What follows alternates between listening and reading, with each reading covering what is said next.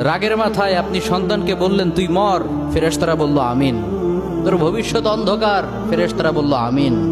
রেগে মেগে আপনি আপনার মেয়েকে বললেন জীবনেও তোর কপালে স্বামীর ভাত জুটবে না, ফেরেশতারা আবারও বলল আমিন। আচ্ছা, আপনি না সেই ব্যক্তি যে তার নিজের জীবনের চাইতেও সন্তানকে বেশি ভালোবাসেন?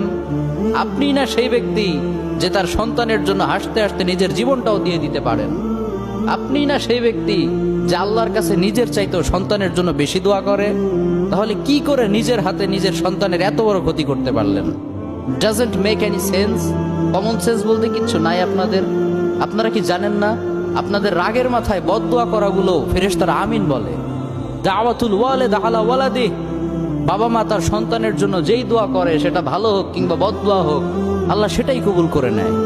এজন্য খবরদার, নেভার কার্স ইউর চিলড্রেন। রাগের মাথায় কখনো সন্তানকে অভিশাপ করবেন না।